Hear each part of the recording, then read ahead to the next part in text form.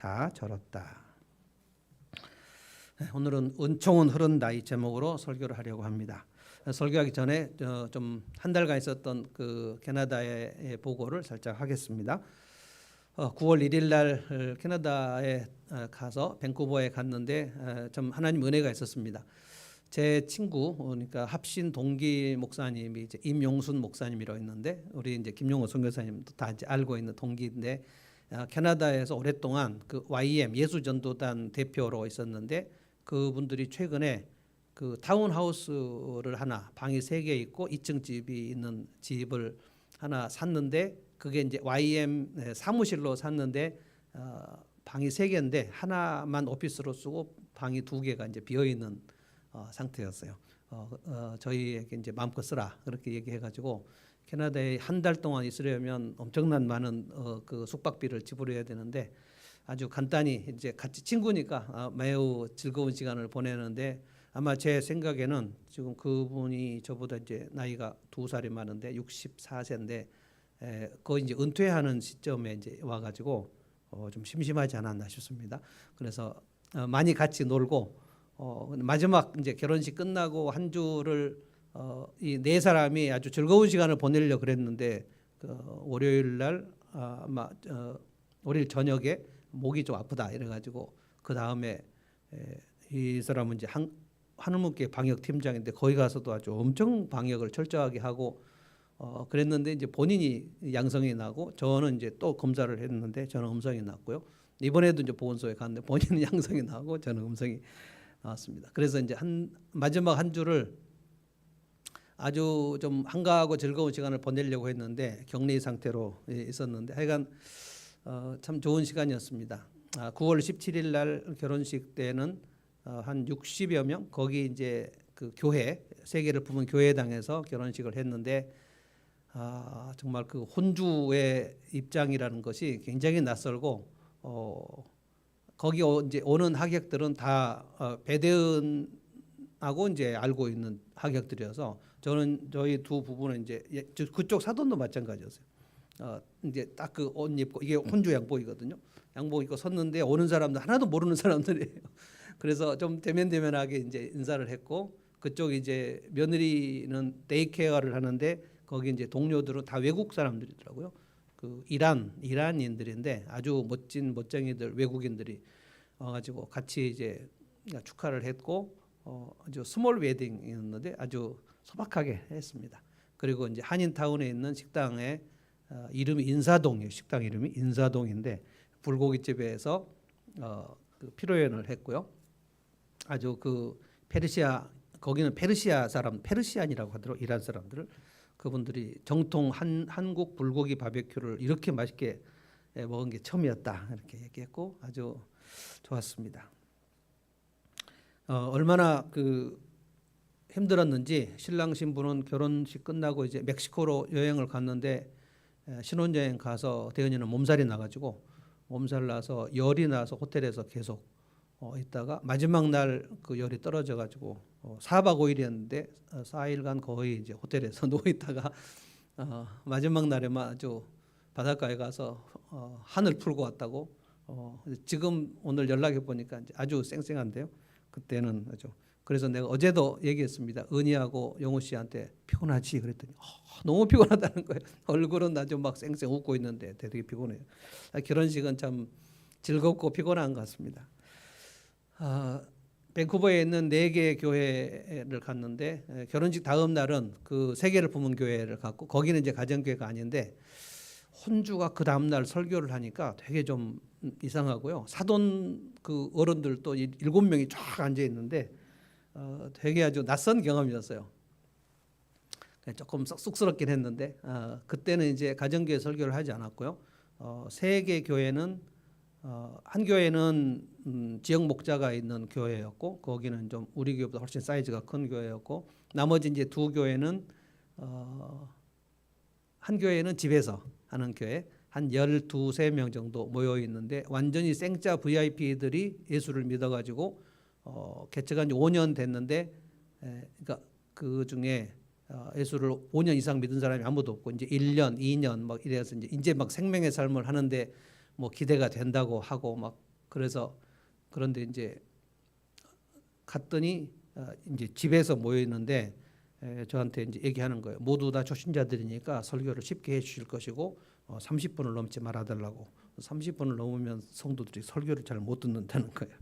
그래서 12시 안에 끝내려고 애를 썼는데 하여간 잘 됐습니다. 거기 성도들이 가장 아주 반응이 좋았습니다. 이제 막 캐나다에 와가지고 그 영주권 따려고 애를 쓰고 막 그 아주 힘든 분들, 그 힘든데 분위기는 아주 가장 좋았고요. 마지막에 설교했던 곳은 이제 그 밴쿠버의 가정교회에서 유일하게 예배당이 있는 교회. 그래서 아침에 9시 반에 예배드리고 11시에 예배드리고 그랬는데 그 교회도 참 좋았습니다. 그래서 3개 교회를 갔는데 그러니까 가정교회. 사실은 이제 제가 그 밴쿠버에 있는 가정교회들에게 제가 한 달 동안 있으니까 4번의 설교를 할 수 있으니까 누구든지 초대를 해도 좋다. 그랬는데 제가 이제 5년 전에 갔던 교회 목사님들이 저를 초대를 안 하고 그냥 있었던 거예요. 그래서 저는 나를 별로 안 좋아하는 것인가 하는 생각을 했는데 가보니까 이제 속사정이 너무 교회가 어렵고 막 성도들이 이제 4명 5명 있으니까 배 목사님을 초대할 그 여건이 안 돼 갖고 너무 죄송했다는 거예요. 그러면서 어떤 분은 또 이제 좀 목회를 그만두려고 할 그런 생각이 좀 있었다. 그래서 코로나 3년 지나면서 열심히 하는 교회도 있었지만 좀 침체된 분들도 많이 있었고 좀 이제 좀 나는 어딘가로 사라지고 싶은 생각이 든다. 뭐 이런 분도 있었고요. 좀 짠한 마음이 많이 들었어요. 그래서 그 개척 가정교회 목사님들을 한 달에 한 번씩 지금 일본 그 가정교회 컨설팅을 지금 줌으로 하고 있는데 제가 그 얘기를 했더니 본일도 많이 필요하다. 그래서 이제 한 달에 한 번 하기로 했습니다. 어제 잠깐 제가 우리 그 결혼식 갈 때 그 얘기를 했는데 사실은 제가 밴쿠버에서 죽을 뻔했습니다. 렌트카를 한 달 그 렌트를 했는데 폭스바겐 제가 아주 좋아하는 폭스바겐인데 약간 중고였는데요. 좀 싸게 렌트카를 했는데 그 저희 숙소에서 이제 그 타운으로 들어가려면 110 정도 가는 이제 완전 고속도로는 아니지만 거의 고속도로 같은 도로인데 한 110으로 가고 있었는데 제가 이제까지 운전하면서 한 번도 경험하지 못했던 흔들림 현상이 갑자기 두들두들두들 막 이렇게 돼서 무엇인지 모르겠는데 하여간 되게 이상해가지고 아내하고 둘이 이제 가고 있었다가 그래서 이제 갓길로 세웠는데 갓길이 좀 좁아서 좀 위험해 보이는데 좀 더 갈까 가서 좀 안전한 곳으로 갈까 갓길로 그냥 될까 그랬는데 계속 차가 흔들리는 거예요. 그래서 조금 좁은 갓길로 이제 됐습니다. 거기는 이제 110으로 가는데 뭐 120도 가고 130도 가는 곳이에요. 근데 가서 이제 왜 그런가 하고 네 바퀴를 조사해 봤는데 왼쪽 뒤 바퀴에 바퀴 타이어가 상당히 찢어진 상태로 그 그 휠이 다 보이고 그런 상태였어요. 그래서 아마 한 30초나 1분만 더 갔으면 그 바퀴가 빠지지 않았을까. 그랬으면 이제 영화에서 나오는 그런 일들이 있을 뻔했는데 하나님께서 살려주셨다는 생각이 듭니다. 그 지게차 같은 것도 왔고 그리고 이제 대은이가 일하고 있는데 제가 불러서 대은이도 왔고 이제 보니까 이제 너무 상황은 되게 안 좋았고요. 그래서 이제 대은이가 자기 신혼집으로 저희 부부를 이제 긴급히 이제 그 데려다 놓고 거기서 일 처리를 했는데 그게 이제 결혼식 전주였는데 하마터면 결혼식보다 장례식을 먼저 할 뻔했습니다. 하나님께서 도와주셨다는 생각이 듭니다. 은총은 흐른다 이 제목인데요. 하나님의 은총은 지금도 계속 흐르고 있습니다. 오늘 다윗이 그 요나단의 아들 무비보셋에게 은총을 베푼 장면인데 어떻게 보면 이 사무엘하 9장 이 사건이 그냥 다윗이 왕이 된 이후에 이런 일도 있었다라고 그냥 에피소드 정도로 지나갈 수도 있는 그런 일입니다. 그런데 이제 여기 보면 은총이라는 단어가 3번이나 나오는데 개역 성경은 세 번이 정확히 나오고 우리 세 번역은 1절에는 그냥 잘 보살펴주고 싶다. 사울의 남은 집, 제가 1절 한번 읽어보겠습니다. 은총을 잘 보살펴주고 싶다 이렇게 말했습니다. 하루는 다윗이 물었다. 사울의 집안에 살아남은 사람이 있느냐? 요나단을 보아서라도 남아있는 자손이 있으면 잘 보살펴주고 싶구나. 이게 이제 개역 성경에는 은총을 베풀고 싶다라고 얘기한 것입니다. 은총은 헤세드라고 제가 여러 번 말씀을 드렸는데요. 영어 성경에는 은총을 그냥 kindness, 친절이라고 번역을 했고, 우리 갈라디아서 5장에 보면 성령의 열매의 자비를 영어로는 kindness, 친절, 은총 이렇게 번역했습니다. 오늘 이 모비보셋을 다윗이 이렇게 찾아내서 그를 굉장히 높여준 일은 사실은 다윗이 이 일을 하지 않더라도 아무 문제가 없는 일입니다. 사울의 남은 자손을 이거를 이제 그 역사적으로는 왕족인데 몰락한 왕족이면 패족이라고 하거든요. 몰락한 왕손. 근데 사울과 사실은 다윗은 정적의 관계였기 때문에 다윗이 사울의 왕권을 탐한 것은 아니지만 사울은 끊임없이 다윗을 향하여 네가 내 왕권을 탐하고 있다 해서 반역죄를 물어가지고 다윗을 죽이려고 했던 것이기 때문에 사실은 다윗이 사울의 집에 남은 사람들을 이렇게 찾아서 은총을 베풀 이유는 없어요. 그러나 이제 다윗이 왕이 된 이후에 생각난 게 딱 하나 있었어요. 그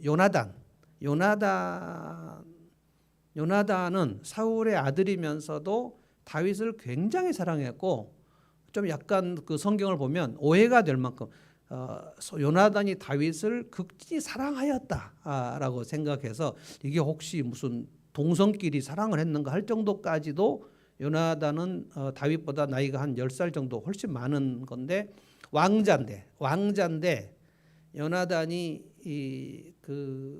어떤 것을 깨달았냐면 하나님께서 우리 아버지 사울의 왕위를 나에게 물려주시지 않고 다윗에게 물려주시려고 한다. 하나님이 사울의 집을 패하시려구나 하는구나를 깨달아요.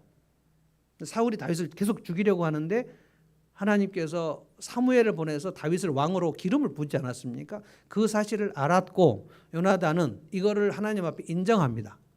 그리고 다윗을 아버지 사울의 칼에서 피하도록 숨겨주고 멀리 보냅니다. 그래서 사울과 요나단이 둘이 언약을 맺는 장면이 사무엘상에 나오는데 그때 요나단이 뭐라고 얘기했냐면 다윗 너의 대적을 하나님께서 멸망을 시킬 것이다. 너의 대적이 아버지 사울이에요. 너의 대적을 멸망시킬 것이다. 그리고 너는 반드시 이스라엘 왕이 될 것이다. 왕자가 자기 정적인데 그렇게 얘기를 합니다. 근데 마지막으로 이제 분명히 사울의 집은 패할 것이고 다윗의 집을 하나님이 올리실 거라는 것을 믿음을 고백하면서 한 가지를 부탁합니다. 다윗 당신이 왕이 되었을 때에 우리 자손들을 긍휼을 베풀어 달라. 정적의 자손들은 그 임금이 등극을 하면 다 몰살을 시킵니다. 은혜를 베풀어 달라. 그래서 다윗과 요나단이 헤어질 때 그때 언약을 맺습니다. 내가 요나단 당신의 가족들을 반드시 돌보겠다. 지금 이 다윗이 그 언약을 안 지켜도 누가 얘기들 아무도 안 할 텐데 그거를 생각해요. 그래서 요나단을 보아서라도 이 말이 나온 겁니다. 그러니까 이제 다윗이 혼자 생각을 하기를 내가 왕이 되었는데 그때 요나단과 맺은 언약에 내가 사울의 남은 집 그리고 요나단의 자손들을 돌보겠다고 했는데 그게 생각이 난 거예요. 그래서 사울의 남은 집 요나단을 보아서라도 남아있는 자손이 있으면 내가 은총을 베풀고 싶다. 이게 저는 하나님께서 다윗을 높여주실 수밖에 없는 가장 큰 사건이 아닌가. 이것은 제가 볼 때 다윗 왕국이 하나님의 나라의 공동체인 것을 왜 보여주는지를 상징적으로 보여주는 사건이라고 봅니다. 은총을 생각해요.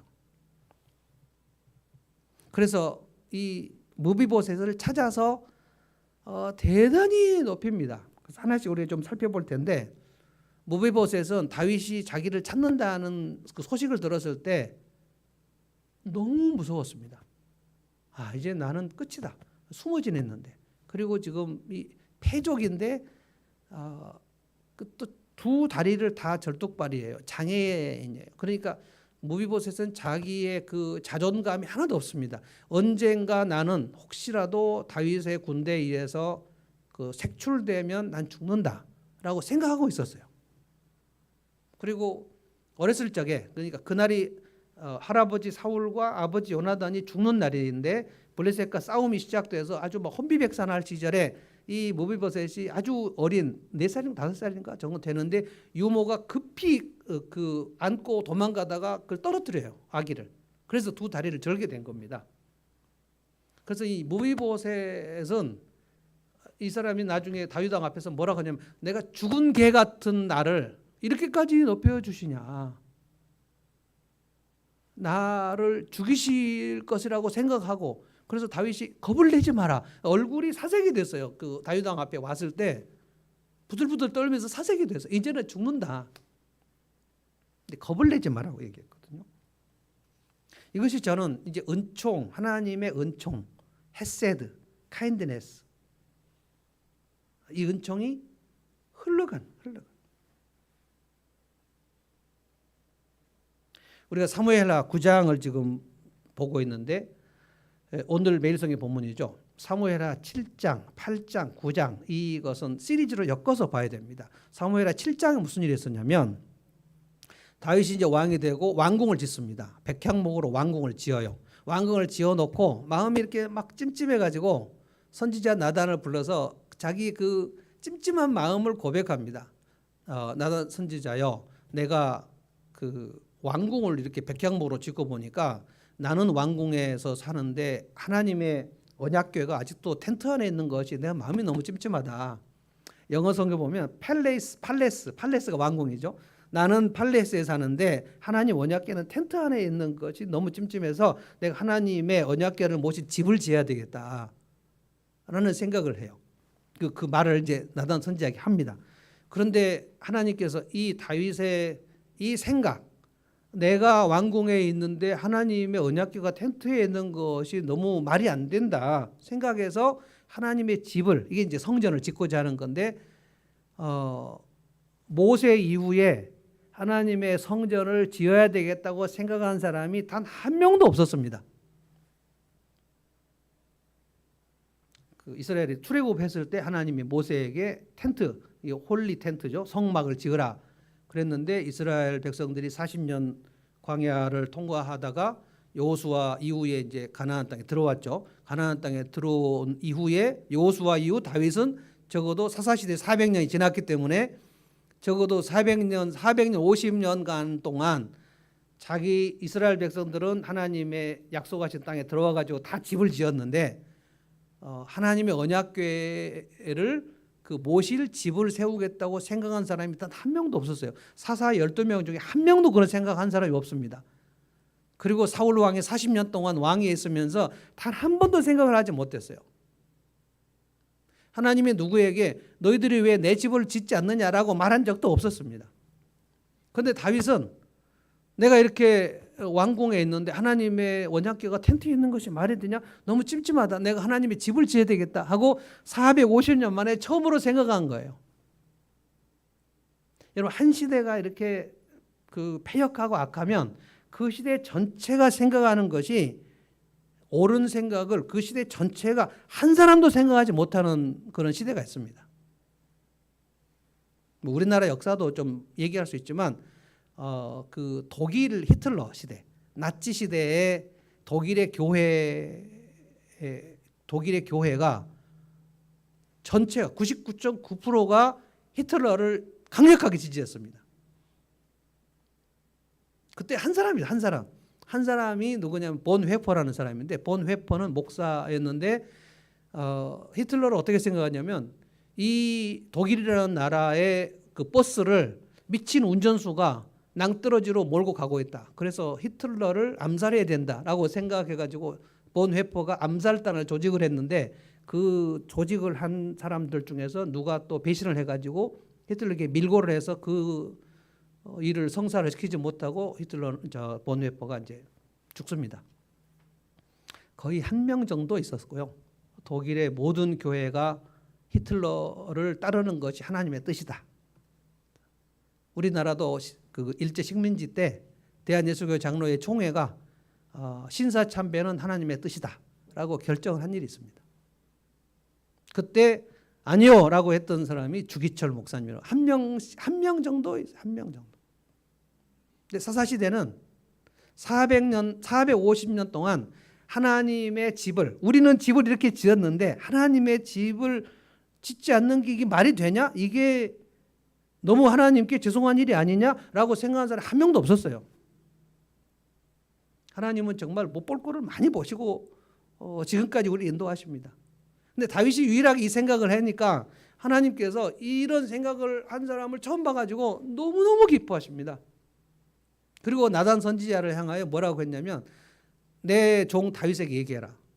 내가 너의 나라를 견고하게 할 것이고 너의 인생을 높여줄 것이고 네가 어디로 가든 승리하게 할 것이고 이게 사무엘하 7장 다윗 언약입니다. 내가 너를 반드시 보호할 것이고 내가 너를 반드시 지킬 것이며 내가 너를 떠나지 않을 것이며 여러분 이게 뭡니까? 내가 너를 사랑하고 내가 너를 지키고 내가 너를 보호하고 내가 너를 떠나지 않고 내가 너를 버리지 않고 이걸 뭐라고 해요? 이거를 굿뉴스라고 하죠. 이걸 복음이라고 합니다. 하나님께서 여러분과 저에게도 내가 너를 버리지 않겠고 내가 너를 떠나지 않겠고 내가 너를 소중히 여기겠고 내가 너를 사랑해 주겠고 내가 너를 존귀하게 여기겠고 이 말씀을 계속 하시는 거죠. 사무엘하 다윗 7장 다윗 언약은 예수 그리스도 안에서 새 언약 안으로 다 흡수가 됐고 그 새 언약을 우리가 받은 사람들입니다. 그런데 이 얘기를 들을 때 사무엘하 7장 여러분 읽어보시면 그 느낌이 확 나와요. 나단 선지자를 통해서 하나님께서 다윗을 나는 너를 반드시 어디로 가든지 승리하게 하겠고 내가 너를 높여주겠고 내가 너를 견고하게 여겨주겠고 내가 너의 나라를 영원토록 세워주겠고 이 얘기를 들을 때 다윗이 막 그 이 하나님의 은총에 몸둘 바를 모르면서 막 황송해합니다. 여호와여 내가 무엇이건데 내가 무엇이길래 이렇게까지 나를 높여주시고 나를 이렇게까지 존귀하게 여겨주시고 내가 막 감당할 수 없습니다. 이게 사무엘하 7장이에요. 그러고 나서 사무엘하 8장 여러분이 보시면 다윗이 어디로 가든지 여호와께서 다윗을 이기게 하셨다. 모압, 암몬, 에돔, 블레셋 막 다니면서 다윗이 다 전쟁에서 이깁니다. 그러니까 사무엘하 7장 하나님의 약속을 사무엘하 8장에 그대로 하나님이 실현해 주죠. 그래서 다윗이 굉장히 강성하게 됩니다. 내 인생과 내 가정을 하나님께서 강하게 강성하게 해 주시기를 원하는 사람은 사무엘하 7장을 잘 읽어보시면 돼요. 어떤 인생을 하나님께 높여주시고 어떤 인생을 강하게 하시는지를 그 명확하게 나와 있습니다. 우리 인생에 망하지 않는 법은 성경에 다 나와 있어요. 우리 인생에 망하는 법도 다 나와 있어요. 사울처럼 살면 그 인생은 망합니다. 사울은 단 한 번도 하나님의 이름을 높이고자 하는 생각을 한 적이 없어요. 어떻게 해서든지 내 이름을 높이고 내 안위가 생각나고 내 안전을 지키고 하나님 나라의 그 왕으로서의 생각 그 정체성이 없었어요. 사울은. 하나님께서 그냥 패하셨습니다. 그래서 이제 사무엘하 8장이 있은 다음에 너무너무 큰 승리, 연전연승, 백전백승을 막 해주시는 그 일이 있고 난 다음에 사무엘하 오늘 본문 9장이 있는 겁니다. 하나님께서 내게 이렇게 은총을 베풀어 주셨는데 내가 누군가에게 은총을 베풀어야 되는 거 아닌가? 은총을 입으면 은총은 흘러가게 돼 있어요. 그래서 1절, 3절 계속해서 뭐라고 합니까? 2절에 보면 사울의 집안에서 이제 이들이 패족인데 이 패족을 관리하는 청지기가 시바입니다. 시바. 나쁜 사람입니다, 사실. 시바는 나중에 또 이렇게 속임수를 써가지고 그 무비보셋의 재산을 또 가로채기도 하고 막 그랬어요. 근데 아주 나쁜 사람인데 그 시바가 이제 우리로 말하는 요즘에 있나요? 그 큰 대궐 같은 집에 총무 같은 사람, 이걸 집사라고 하죠. 가정 총무. 이게 이제 시바예요. 그래서 시바를 불러서 다윗이 묻습니다. 너네 그 네가 모시던 주인들 주군의 집에 누가 남아 있냐라고 물어보니까 시바가 뭐라고 했냐면 무비보셋이라고 한 사람이 있습니다. 그런데 두 다리를 접니다. 그러면 그냥 다윗이 아 그래? 무비보셋이라는 사람이 있는데 두 다리를 전다고? 그러면 너 돌아가라. 이렇게 얘기해도 되는 상황이에요. 그런데 4절 보세요. 그가 지금 어디 있느냐? 찾아요. 이 무비보셋을 찾는단 말이에요. 하나님의 은총이 내게 흘렀다는 것을 깨달은 사람은 이 은총을 누구한테 지금 흘려보내기 위해서 찾아요. 그래서 은총이 내게 임한 것이 없는 사람은 그런 사람을 찾지 않겠죠. 은총은 흘러내려가니까. 근데 찾아요. 어디 있냐? 어디서 살고 있냐? 그러니까 암미엘의 아들 마길의 집에 살고 있습니다. 지금 시바는 다윗 왕의 의도를 알 수 없습니다. 아, 그 사울의 남은 자손을 지금 몰살시키려는 것인지 왕의 의도를 알 수 없어요. 5절에 다윗 왕이 마길의 집으로 사람을 보냅니다. 6절에 무비보셋이 다윗 왕의 앞으로 옵니다. 네가 무비보셋이냐? 라고 물어보니까 예, 임금님의 종 무비보셋입니다. 그런데 7절을 보면 무비보셋이 지금 얼마나 겁에 질려 있는가를 알 수 있어요. 왕이 뭐라고 합니까? 겁내지 마라. 얼굴이 질렸어요. 내가 너를 잘 보살펴 주고 싶다.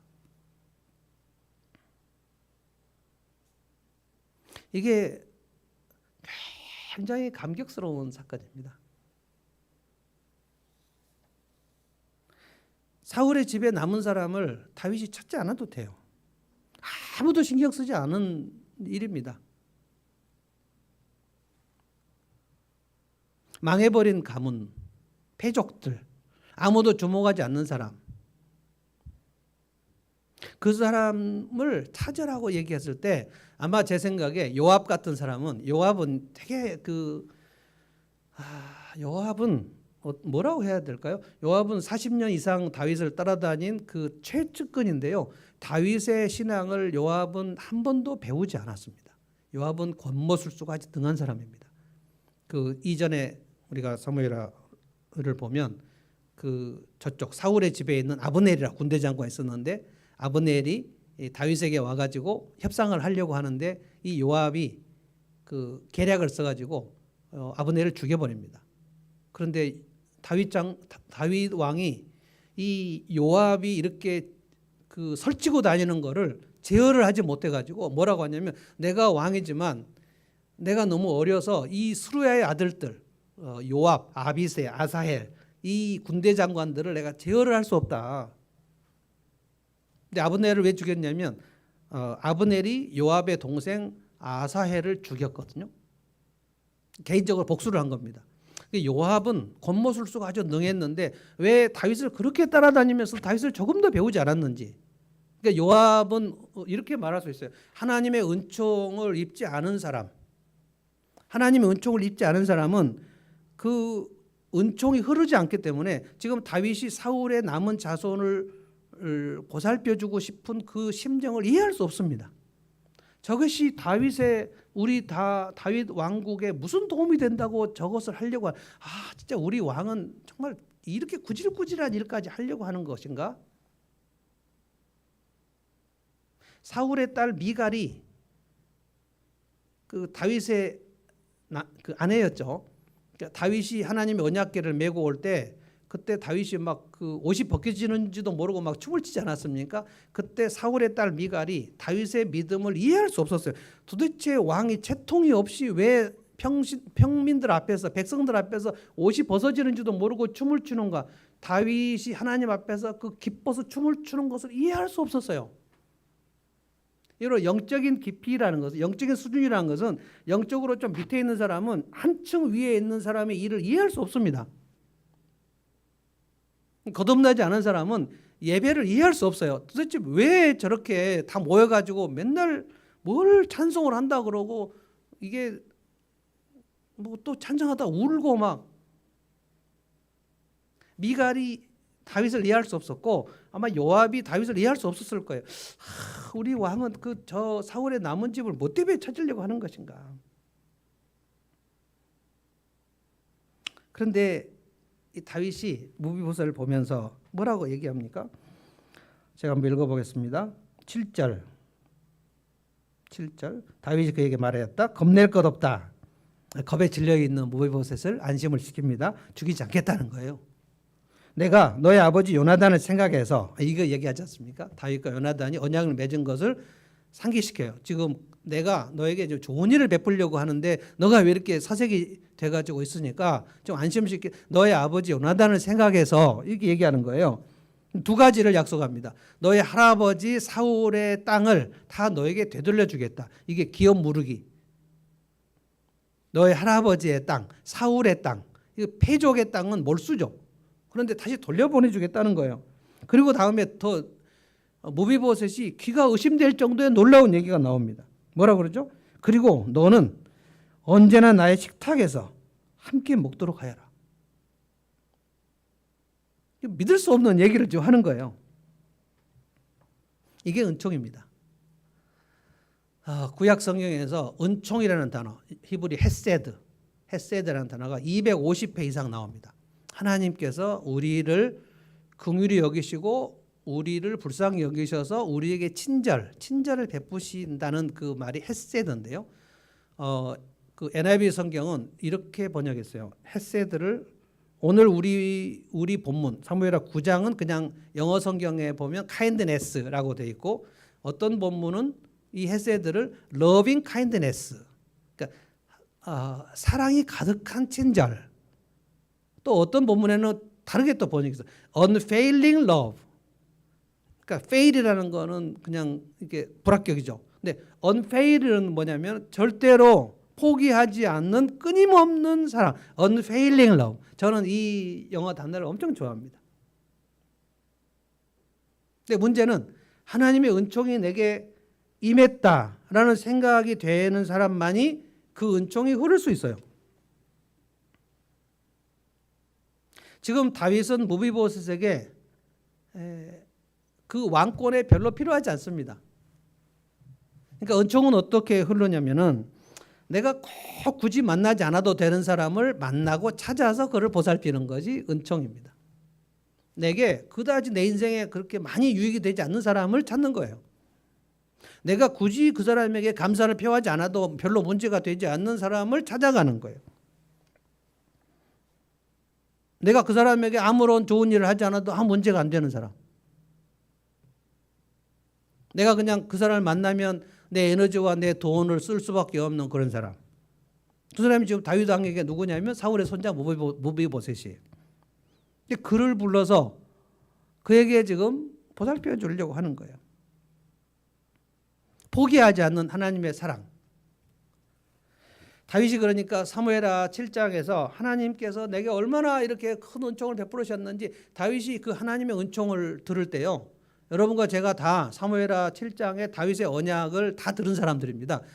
이 구약의 모든 언약은 옛 언약이라고 하고, 그 모든 언약들, 뭐 아브라함 언약, 모세 언약, 다윗 언약, 이 모든 언약들을 다 합수한 게 독생자 예수님께서 그 살과 피를 찢어 흘려 보내주신 새 언약입니다. 그래서 내가 너희를 사랑한다, 이게 새 언약이거든요. 이 내가 너를 사랑한다, 이게 우리가 지금 계속 그 기도할 때 복음으로 기도해야 되는 그 내용. 하나님 나를 사랑하신다. 그 사랑 안에 뭐가 들어있다고요? 나를 보호하신다. 나를 떠나지 않으신다. 나를 버리지 않으신다. 나를 소중히 여기신다. 내 짐을 가볍게 하신다. 내 염려를 맡아주신다. 이 모든 것들이 다 들어있는 게 복음입니다. 근데 그 복음이 다윗에게 온 것에 대해서 다윗은 황송해하는 거예요. 황송해. 어떻게 하나님 나 같은 것에게 이렇게 은혜를 베푸십니까? 근데 다윗은 사실은 왕이 된 이후에만 이 은총을 입었다는 그 고백을 한 게 아닙니다. 사실 사무엘 뭡니까? 시편 23편 여호와는 나의 목자시니 내게 부족함이 없다. 내게 내 잔이 넘치리로다. 이 얘기는 목동 시절에 그러니까 아버지 이새가 다윗을 인정하지 않았습니다. 다윗은 8번째 아들이거든요. 8번째 아들인데 여러분 아시죠? 사무엘이 그 이새의 집에 왔을 때 아들 8인데 8번째 아들인 다윗을 들로 보내버린 거 아시죠? 그러니까 아버지가 인정하지 않는 아들이에요. 천대받는 아들이에요. 그러니까 그 집에서 존중 여김을 받지 못하는 아들이었단 말이에요. 냉대. 그런데 여호와 하나님께서 나를 이렇게 존중히 여기시고 나를 이렇게 환대하시고 내게 이런 친절을 베푸시고 나를 이렇게 사랑하신다고 하고 이거를 목동 시절에 아버지의 천대를 받던 그 시절에 깨달아요.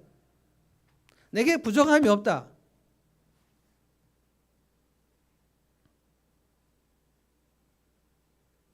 어떻게 이 은총을 그렇게 깨달았을까? 다윗에게 누군가가 이 하나님의 은총을 이렇게 열심히 알려준 선생이 없습니다. 사무엘은 나중에 다윗을 기름 부은 다음에 나중에 이제 그의 멘토가 다윗의 멘토가 되어줬습니다만 다윗이 어렸을 적에 누군가로부터 율법을 배우거나 하나님의 사랑을 그렇게 많이 배운 그런 기록이 없어요. 어디서 이런 하나님의 은총을 입은 그 생생한 고백을 배웠는지 알 수 없어요. 그러니까 구약 성경은 한나도 제가 여러분에게 여러 번 얘기했는데 누구한테 하나님에 대한 지식을 배웠는지 그 출처를 알 수 없어요. 한나 때 담임 목사는 엘리 그리고 부목사 2명은 홈리와 비느하스 그러니까 그 한 가족이 모두 대제사장과 제사장이 모두 타락해 버렸던 그런 시절이었기 때문에 한나는 누구한테 성경을 배울 그런 통로도 없었어요. 근데 여러분 사무엘상 1장 2장 보면 한나의 기도를 읽어보시면 이게 시골 여인 아줌마의 기도가 맞나 싶을 정도로 여호와는 죽이기도 하시고 살리기도 하시고 높이기도 하시고 낮추기도 하시고 부자를 공소로 보내시고 가난한 자를 거름뜨면서 높은 곳으로 올리시고 그러니까 여호와의 전능하심을 고백을 합니다. 막혔다 할지라도 하나님이 여시면 얼마든지 여시고 한나의 태가 막혀 있었잖아요. 하나님이 한나의 태를 닫으셨다 그랬거든요. 한나의 태를 닫으셨는데 하나님이 여시면 닫힌 태도 열린다. 이거를 믿고 있었는데 누구한테 배웠는지 모르겠단 말이에요. 다윗도 마찬가지입니다. 여호수아 갈렙, 여호수아 갈렙은 모세에게 배웠다고 얘기할 수도 있지만 모두가 다 모세를 대적하던 그 시절에 여호수아 갈렙이 하나님의 은혜를 깨닫고 40년을 통과를 했습니다. 하나님께서 여호수아 갈렙에게 이 종들은 이 두 사람은 너희들과 스피릿이 다르다라고 얘기했어요. 그들이 많지 않습니다. 대다수가 아닙니다.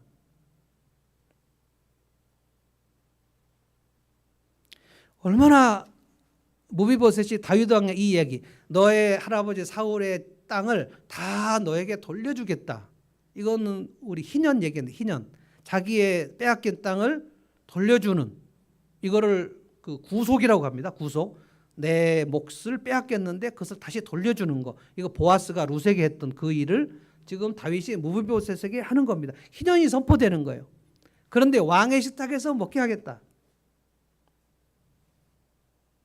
이 얘기를 듣고 무비보셋이 어떤 반응을 보이죠? 8절 한번 이거 같이 읽어보겠습니다. 8절이 하나님의 은총을 입은 사람의 황송함입니다. 다 같이 한번 읽어보겠습니다. 8절 읽어봅시다. 시작. 무비보셋이 엎드려 아뢰었다. 이 종이 무엇이기에 죽은 개나 다름없는 저를 이모님께서 이렇게까지 돌보아 주십니까? 죽은 개, dead dog. 여러분 죽은 개를 사람들이 어떻게 취급할까요? 살아있는 개도 이런 개 같은 이러면 아주 천대하는 얘기죠. 개는 참 여러 그 이미지가 있는 것 같아요. 우리 최계희 자매는 개를 진짜 사랑하죠. 아마 우리 교회에서 아마 개를 가장 사랑할 거예요. 그 개희가 데리고 있던 개가 사망했을 때 저 사람이 얼마나 큰 슬픔과 애도에 빠졌는지 제가 다 기억하거든요. 제가 그 새벽기도 때 기도 부탁을 받았는데 우리 개의 건강을 위해서 기도해달라고 기도 부탁을 한 유일한 사람이에요. 제가 기도하면서 전 개를 별로 안 좋아하기 때문에 개희가 이런 기도를 부탁을 했는데 주님 내가 이거를 해야 됩니까? 개의 안위를 위해서. 개희 때문에 이제 하긴 했는데 개 같은 자식 이거는 개를 되게 천대하는 거잖아요. 그런데 지금 우리나라에서 이 강아지는 또 굉장히 좋은 이미지를 갖고 있죠. 근데 지금 여기서 죽은 개라고 했을 때는 무비보셋이 자기의 그 자존감이 얼마나 바닥이었는지를 보여주는 용어입니다. 죽은 개. 누가 죽은 개, 길가에 죽은 개를 누가 돌아보긴 하겠습니까? 왕이시여 나를 돌아보시는 것에 대하여 이렇게까지 저를 해주시는 이유가 뭡니까? 무비보셋은 아마 그 이유를 잘 몰랐을 거예요. 다윗은 그 이유가 분명한 것입니다. 두 가지 이유가 있는 거예요. 내가 네 아버지하고 언약을 맺었다. 네 아버지가 나한테 다윗 네가 왕이 될 때 내 자손을 기억해 달라. 그래서 이 얘기를 하는 거예요. 지금 내가 네 아버지 요나단을 생각해서. 그런데 그것만 있는 것이 아닙니다. 그 인간적 의리만 갖고 있는 게 아니에요. 다윗은 자기를 하나님이 높여주실 때 나는 내 아버지도 인정하지 않으렸는데 왜 나를 이렇게까지 존귀하게 여겨주시는가에 대해서 사무엘하 7장에 오늘 무비보셋이 이 고백을 한 이 고백을 다윗이 하나님 앞에서 합니다. 지금 내가 뭐길래 이렇게까지 높여주십니까? 근데 이 고백, 은총이 내게 임한 것을 고백하는 사람은 하나님이 더 높여주시고 더 높여주셔요. 방법이 하나님은 그렇게 안 할 수 없어요. 그래서 하나님께 내가 존중 여김을 받고자 하고 내 인생이 좀 더 강력하게 견고하게 세워지려는 그 갈망이 있는 사람은 하나님 앞에 이미 받은 은총에 대해서 황송한 고백을 하시면 돼요. 하나님 어떻게? 여러분 예수님의 피를 뭐라 그래요? 보혈이라고 합니다. 보혈. 보자가 무슨 보자입니까? 보물이라죠. 보물 같은 피 한 방울 한 방울이 보물인데 그 피를 우리를 위해서 흘려주셨다. 도배금으로 흘려주신 게 아니고 그 피를 나를 위해 흘려주셨다. 내가 죄인이니까 내가 지옥 가야 되는 죄인이 맞는데 어떻게 그 보혈을 흘려주셔서 내 죄값을 치러주셨죠? 왜 나를 이렇게까지 사랑하시죠? 왜 나를 이렇게까지 사랑하시죠? 하나님의 사랑을 경험한 사람은 은총을 입는 겁니다. 내 영혼이 은총을 입어 중한 죄짐 벗고 보니 모든 은총은 그 죄값을 사면해 주시는 거예요. 그게 은총입니다. 다윗도 그 은총을 받았고 여러분과 저도 이 은총을 받은 거예요. 근데 다윗은 그 은총을 받고 몸이 부들부들 떨면서 막 황송해하는 거예요. 어떤 사람에게는 하나님 은총을 바켓으로 막 부으시고 어떤 사람에게는 쫄쫄쫄 내려가지고 이 사람은 나는 은총을 주시는데 왜 이렇게 조금 주십니까? 이렇게 말할 사람이 없습니다. 하나님의 헤세드는 그렇게 흐른 게 아니에요. 어떤 이들은 내가 하나님의 은총을 받았는데 되게 쫄쫄쫄쫄 받았다고 생각하는 거예요. 황송하지가 않은 거예요. 황송하지 않아. 오늘 예배를 한번 드릴 때도 하나님께서 나를 불러주지 않았다면 내가 오늘 이 자리에 있을 수 있을까? 제가 오늘 배꼽에서 죽을 뻔한 얘기를 잠깐 나눈 것도 그겁니다. 진짜 저는 그날 어떤 생각이 들었냐면 대현이 결혼식 전에 내 장례식을 할 뻔했구나. 그게 30초 1분 상관입니다. 조금만 제가 정신없이 더 몰았으면 밖에 하나 나가는 거예요. 그러면 헐리우드 영화에서 늘 보듯이 바퀴가 하나 대굴대굴 굴러가고 그게 막 뒤뚱뒤뚱 하다가 전복이 되고 그러다가 뒤에서 110km로 오면 우리 둘이는 사망입니다. 그럼 여러분들에게는 비보가 전해지고 담임 목사가 외국에서 죽으면 그러면 어떻게 조문을 갑니까? 큰 일이 날 뻔했는데 그 타이어가 굴르기 전에 제가 갓길로 섰고 그날 저녁에 저하고 제 아내는 서로 자기 공을 취하느라고 제 아내가 뭐라 그랬냐면 내가 빨리 서라 그래 갖고 당시 섰다는 거야. 나는 분명히 내 판단으로 섰다는 생각이 들었는데 자기가 당신은 더 많이 가려고 했다. 살짝 내가 그 생각 하긴 했거든요. 좀 더 안전한 곳으로 갈까? 여기 갓길이 보니까 너무 좁아가지고 여기 섰다가 혹시 2차 사고가 나면 그 순간 막 그 생각을 하는데 아내가 빨리 옆으로 서는 게 좋겠다고 말했어요. 근데 자기 때문에 이제 우리 둘이 살았다고 얘기하고 순간순간 우리에게 위험이 왔다가 지나가는 것은 하나님의 손이 그거를 느끼는 감각이 우리에게 있으면 우리는 하나님 앞에 하나님 살려주셨네요. 죽은 개나 다름없는 하나님 앞에 다윗도 사실은 무비보셋과 똑같고요. 우리는 하나님 앞에 모두 무비보셋과 똑같고요. 하나님이 우리를 굳이 특별하게 사랑하시지 않아도 하나님께 아무 문제가 없는데 하나님이 굳이 여러분에게 복음을 전해주시고 누군가가 계속 여러분에게 복음을 전해갖고 여러분이 마지못해 예수 믿은 분들도 있잖아요. 그래도 막 버티고 막 소위 VIP 갑질 뭐 이런 거 하고 그런데 결국 하나님 앞에 예배자가 된 것은 하나님의 끊임없는 은총이 부어지는 것이죠. 이번에도 제가 여러분들이 이제 한 달 동안 그 안식월을 보내주셔가지고 제가 한 달 안식월을 하면서 하나님 은혜가 크다. 저는 이제 결혼을 한국에서 아들 결혼을 시키려고 하면 아버지로서 거의 자격이 없는 뭐 집 한 칸도 마련해 줄 수 없는데 하나님의 은혜로 외국에서 하겠다고 하고 외국에서 살겠다고 하니 그 목돈이 필요 없이 되는데 제가 그것을 그렇게 하겠다고 한 것도 아니고 대은이가 그거를 무슨 의도한 것도 아닌데 하나님께서 그 일들을 성사시켜 주시고 3년 전에 대은이를 보내고 5년 전에는 제가 갔고 제가 이제 아들의 길을 닦은 거나 마찬가지거든요. 3년 전에 가서 죽을 고생을 하고 지난 작년 가을인가 여름에 와서 여기서 특송하던 거 기억나십니까? 왜 나를 이렇게 깊은 광야 골짜기로 집어넣는가? 그리고 나서 가가지고 한 달 후에 아버지 사랑하는 사람이 생겼다고 얘기하면서 이제 한국에 가지 않겠다고. 그 모든 일들은 하나님께서 배대은에게 하나님의 은총을 부으시는 일인 겁니다. 사실은 대은이라는 이름이 큰 은총이라는 뜻입니다. 다니엘서 10장 11절에 보면 하나님의 천사가 다니엘에게 와가지고 크게 은총을 받은 사람아 두려워 말고 네가 계속해서 하나님의 은혜 속에서 바벨론 포로를 회복을 위해서 계속 기도해야 된다 하고 그 격려하던 그 본문 크게 은총을 받은 그래서 거기서 착안해갖고 큰 은총 그래서 대은입니다. 정말 길을 하나님께서 열어주셨고 뭐 며느리도 제가 보니까 아주 센스가 있고 대은이 안목으로 이런 대단하다. 하나님의 은혜가 임한 것 같다라고 생각했고요.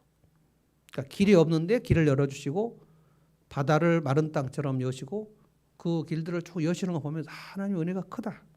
이 감각을 갖고 있는 것입니다. 여러분 제가 물어보겠습니다. 여러분과 저는 모두 은총을 입은 사람이 맞습니까? 은총을 입은 사람이 맞으면 은총이 흐르는 것도 맞습니까? 아멘. 은총을 입으면 은총은 흐르는 거예요. 내가 주님 앞에 무비보셋 같은 자임을 깨달으면 내가 오늘 여기 살아있는 것이 황송함이 있어야 되고 내가 오늘 예수를 믿은 것이 황송함이 있어야 되고 주님의 보혈이 내게 흘러서 내 죄값이 해결된 거지. 그래서 오늘 죽어도 주님께서 내 죄값을 사면하셨기 때문에 나는 천국에 가는 것에 대해서 은총이 있어야 되고 그래서 우리는 다 주님 앞에서 무비보셋이구나. 마지막 제가 11절 제가 한번 읽어보겠습니다. 시바가 왕에게 대답하였다. 높으신 임금님께서 이 종에게 명령하신 그대로 이 종이 모두 하겠습니다. 그리하여 무비보셋은 왕자들과 다름없이 언제나 다윗 왕의 식탁에서 음식을 먹었다. 왕의 식탁에 초대된 우리가 왕의 식탁에 초대된 사람들 맞습니다. 13절은 다 같이 한번 읽어보고 마치겠습니다. 다 같이 한번 읽어봅시다. 13절 시작. 무비보셋은 언제나 왕의 식탁에서 먹었으며 예루살렘에서만 살았다. 그는 두 다리를 다 절었다. 무비보셋이 다윗 왕의 식탁에서 계속 식사를 하면서 식사 자리에 올 때마다 무슨 생각 했을까요? 이렇게 비천한 나를 이렇게 정귀한 식탁에서 먹게 하시는구나. 그 은총이 떠나지 않았을 거라고 봅니다. 전 여러분에게 한 질문을 하고 싶습니다. 내가 하나님의 왕의 식탁에서 먹게 된 이 황송함이 맞다면 내가 이제 무비보셋을 찾아야 되는 거예요. 내 은총이 흐를 사람, 내가 친절을 베풀 사람. 물론 우리 VIP가 우리의 무비보셋이어야 맞습니다만 저는 먼저 영혼을 구원하러 나가야 된다는 것보다는 먼저 내 속에 하나님의 은총이 임하고 그 은총이 임해서 내가 은총이 흘러서 내 옆에 있는 사람들, 나하고 가장 가까운 사람들, 그 사람을 내 식탁에 앉히고 존대하고 환대하는 그 일들이 있고, 그래서 내 속에 하나님의 성품인 이 카인드네스, 친절이 있고 그 친절이 예수를 믿지 않는 그 사람에게 전해졌을 때 VIP의 영혼을 구원하는 것, 그것이 맞다고 봅니다. 어떻게 하면 전도를 많이 할 것인가 막 돌아다니는 것보다는 먼저 내 속에 하나님의 은혜가 은총이 임하고 내 영혼이 은총을 입어 중환제진 벗고 보니 이 고백이 날마다 있고 황송함이 있고, 내가 오늘 예배드릴 때 황송함이 있고, 내가 오늘 살아있는 것이 황송함이 있고, 오늘 한 끼를 먹을 때 황송함이 있고, 그리고 이 황송함을 내 식탁에 누군가를 초대하고 싶은데 VIP를 먼저 초대하는 것보다는 내 옆에 있는 사람을 먼저 초대해서 환대를 하고 카인드네스를 베풀고, 그러다가 내 주변에 있는 누군가가 예수를 믿지 않은데 이 사람을 이 복음의 식탁에 초대해서 예수를 믿게 하는 것, 그래서 우리 목장의 식탁에 그를 초대하는 것, 이것이 맞다고 봅니다. 은총이 있으면 은총은 흐른다. 기도하겠습니다.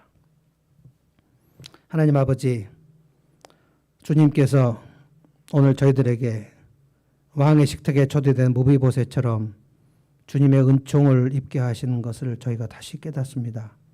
다윗이 하나님 앞에 은총을 입고 왜 나 같은 것을 이렇게 높여주시냐고 고백했던 것처럼, 그리고 이제 다윗이 자기의 식탁에 무비보셋을 초대하여 죽을 때까지 먹게 한 것처럼 그 환대가 우리 주님께서 우리의 삶에 찾아오셔서 우리를 주님의 식탁에 초대한 것이 우리 예수 믿는 줄로 믿습니다. 주님, 이제 은총을 입었으니 이제 이 은총이 흐르게 살기를 원합니다.